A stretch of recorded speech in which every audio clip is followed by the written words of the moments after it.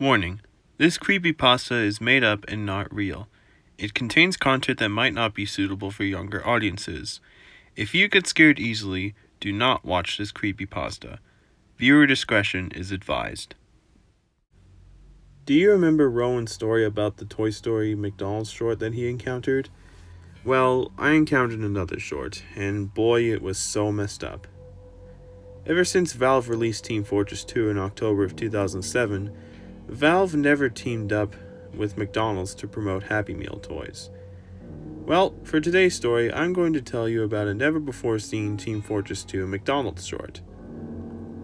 I was at McDonald's having a Big Mac meal, an iced tea, and a McFlurry. I was having a great time at the restaurant. As I was walking out of the restaurant, I noticed a box outside of the exit. I picked up the box and I noticed that it had both the McDonald's and the Valve logo painted on. "Seems interesting," I said. So I took the box home and opened it up with a pair of scissors. What was inside was a note and a DVD. I took out the note first. It was from Valve themselves. It said this: "Hello, reader. We wanted to give you a DVD of a never-before-seen Team Fortress 2 McDonald's short. This was made by a former Valve employee named Peter Rupertson. He used to work at our company for Halloween-themed things for our games. He then decided to make a McDonald's short for our Team Fortress 2 game, and after viewing it, we were not so happy with it. After he made this short, he was fired from his job at Valve, and this also caused us to not team up with McDonald's to promote Happy Meal toys for our game. So we sent you this DVD to show you what we mean by this. Kind regards, the Valve Company." I was quite concerned after reading that. Anyway, after reading the note, I looked at the DVD that was in the box. The DVD consisted of all 9 mercenaries standing in front of a McDonald's sign with the 2000s Did Somebody Say McDonald's logo pointing to Sniper, as if he were saying it. Well, this looks very interesting. But why is there the McDonald's slogan from 1997 to 2000 on a DVD like this? I asked. "Oh well, never mind that. I wonder how it will go for me," I said. So I opened the DVD and put the disc into my PlayStation 4. Before the DVD started, it showed both the 2007 Valve logo and the McDonald's logo on the usual red background for about 3 seconds. Then it cut to the DVD menu. The DVD menu consisted of the mercenaries Scout, Soldier, Pyro, Demoman, Heavy, Engineer, Medic, Sniper, and Spy on the same red and yellow background as the Toy Story McDonald's short. The menu buttons were also the same as said short. I pressed play to see what the short would look like. The short began with an empty McDonald's restaurant at night. There was nothing but wind blowing and crickets chirping, and there was no people in sight either. A few seconds later, Spy, Soldier, Pyro, Engineer, and Medic came into the shot.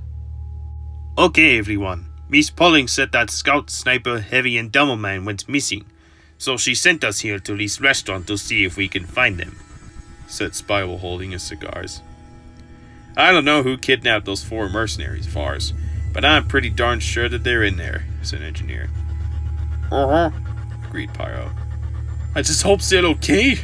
I just hope nothing bad happens to them," Medic said while acting concerned. "Do not worry, Doctor," said Spy while reassuring Medic. "We have our gear with us, so if there is anyone that tries to come after us, we'll make sure he or she is dead for sure. Alright, maggots, let's go and find our 4 missing men," commanded Soldier. So they went into the restaurant to look for the 4 remaining mercenaries. They opened the door quietly to make sure nobody was there to see them walk in. Pyro looked around to see if anybody saw them. Pyro said while muffled under the mask. They then walked into the restaurant and proceeded quietly to look for the 4 missing mercenaries. "Scout," Spy whispered while calling for Scout. "Demo? Sniper?" Engineer whispered also. "Heavy?" Medic whispered last. Pyro and Soldier looked around with their rocket launcher and flamethrower out. They continued to look around until they heard some faint evil chuckling. Spy, Engineer, Soldier, Medic, and Pyro aimed their guns to see who was making that sinister laugh. ever heard of? Asked Pyro under the mask. I heard that too, said Medic. Whoever's making that laugh is making me uncomfortable. Maybe it could be Marasmus, said Soldier. Do you think he was the one who kidnapped our 4 friends? I don't think so, Soldier, said Engineer.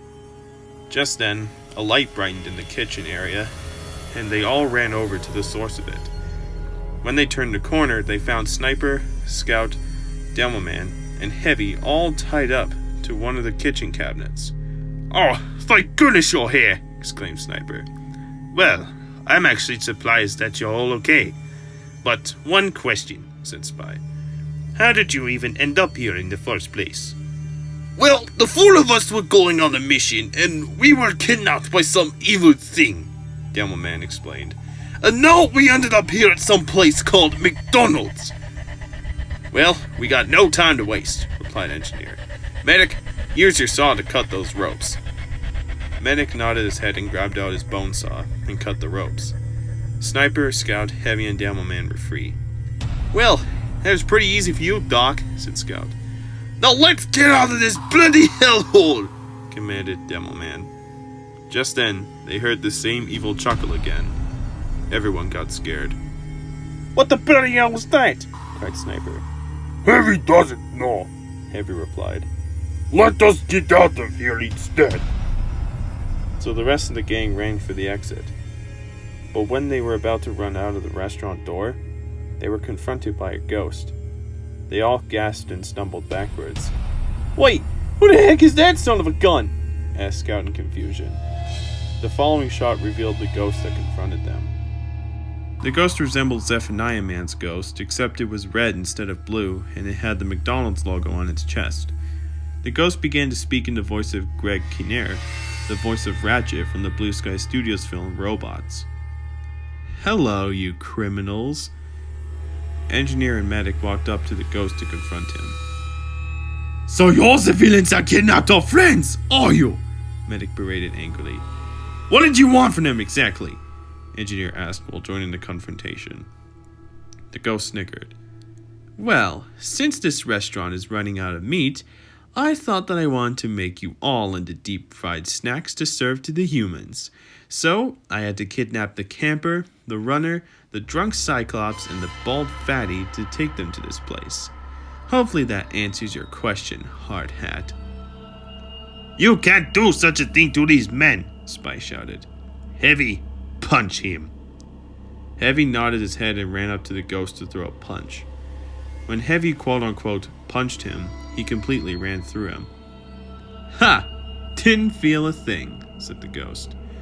The ghost then used his telekinesis to bring a pot of boiling hot deep frying oil over to him. Let's see, shall we do this the easy way or the hard way?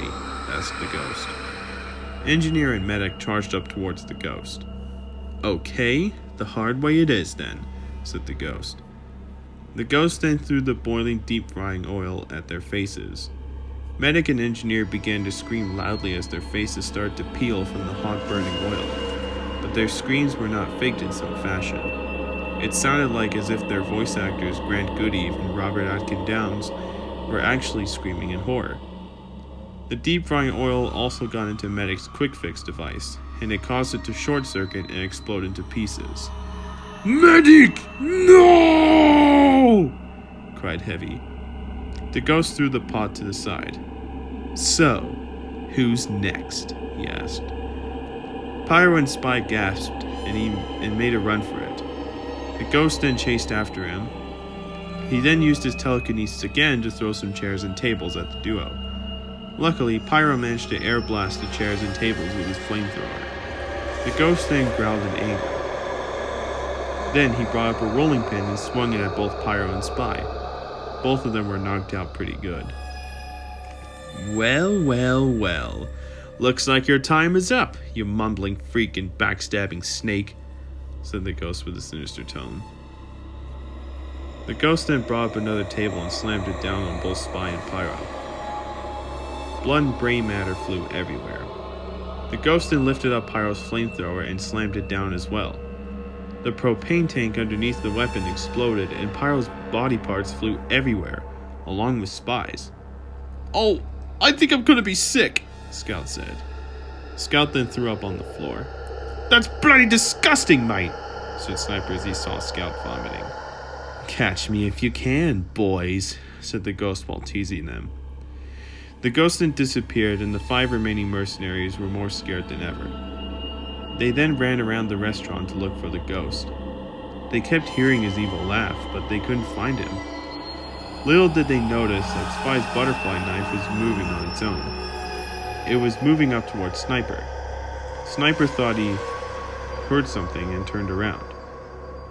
"Do you mates get the feeling that He might be behind us?" asked Sniper. Just then, the knife stabbed Sniper right in the back. Sniper screamed in realistic anguish, almost as if his voice actor John Patrick Lowry was being tortured. Sniper then fell to the ground and died. The ghost then faded back into view, revealing himself to be the one who stabbed Sniper. Scout heard this and ran to where Sniper's screams came from. He then saw Sniper's dead body on the floor with the knife in his back. "You freaking numbskull! You tricked us!" said Scout with realistic aggression. The ghost laughed. "You're right. So now, it's your turn to die, Twinkle Toes." Scout then shrieked and grabbed out his bat. Scout ran up to the ghost and was about to swing his bat down on him, but the ghost poked the knife right through his stomach.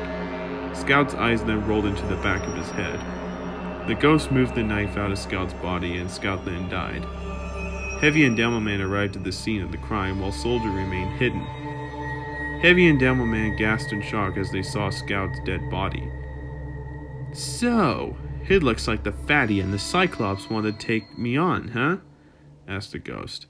"Well, come and have it." Demoman and Heavy were offended by what the ghost said. Heavy and Demoman were about to shoot him with their minigun and grenade launcher, but the ghost disappeared again. "Come on out, you bloody transparent monster!" yelled Demoman. "Don't worry, little ghost. Heavy won't bite," Heavy tauntingly said while trying to lure the ghost out. Then all of a sudden, there was a clicking sound coming from behind Demoman. The former turned around, and at that moment, he was shot in the face by something. His head exploded from the blast, and his neck sprinkled blood everywhere. Demoman's body then fell forward, revealing the ghost with Pyro's shotgun, meaning that he was the one who shot him. Heavy screamed as he saw what happened. "Well, fatty, it looks like you're the next one to take a shot from the shotgun," said the ghost. "Heavy is not fat. Heavy is strong and giant, man," Heavy replied while winding up his minigun. Before his minigun began to shoot, the ghost shot Heavy in the chest with the shotgun. Heavy groaned in pain. The former then fell to the floor and died. The ghost laughed with astonishment. "So, it looks like there's one more person that I'm forgetting. And that person is the low IQ Patriot," said the ghost. Little did the ghost know that Soldier had fled the building. Soldier was trying to be as quiet as possible. He was tiptoeing away to get out of here as fast as he can. At that moment, Soldier tripped on the concrete path. He grunted loudly, and the ghost heard this. He disappeared for the 3rd time. Soldier got up.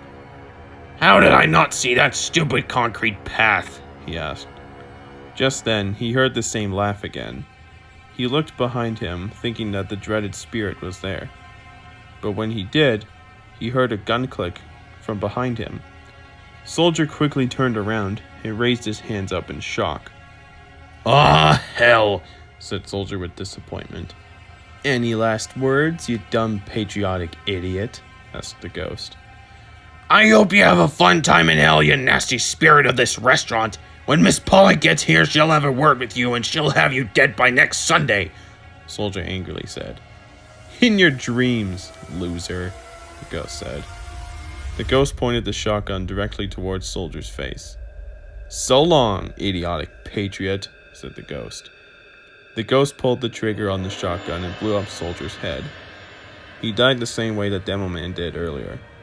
Soldier's body then fell to the ground. The ghost chuckled. "Well, it looks like my work here is finally done. "Those idiots have been dealt with pretty good," said the ghost. The ghost then threw the shotgun away and flew off screen. Then it cut to the credits. In the background, there was a music box version of the main theme of Team Fortress 2 playing while the credits were rolling. It then showed many images of what happened to the mercenaries. Medic and engineer being fried, spy and pyro's body parts, sniper stabbed back, scout stabbed stomach, Demoman's exploded head, heavy shot chest, and soldier's exploded head. A caption appeared saying, "Made by Peter Rupertson in 2008. Then it showed the pre-2003 slogan, "Did somebody say McDonald's?" But the text was crimson red, and there was a low-pitched and demonic voice saying it. After that, it took me back to the menu. I was shocked and appalled at the same time. I then got up out of my chair and pressed the eject button on my PS4. I then grabbed the disc out and put it back into my DVD. "No wonder why Valve and McDonald's never teamed up to promote Happy Meal toys for TF2, I said. I then emailed Valve about the DVD. They too were appalled when I described everything that happened. They then told me to take the DVD back to the company so they can destroy it, and so I did. After that, I never had any sleep after that experience. I then had the thought of listening to the entire TF2 soundtrack just to help me sleep better. So, to conclude the story, if there is a box that has been left outside from where you're standing, do not take it with you and report it right now."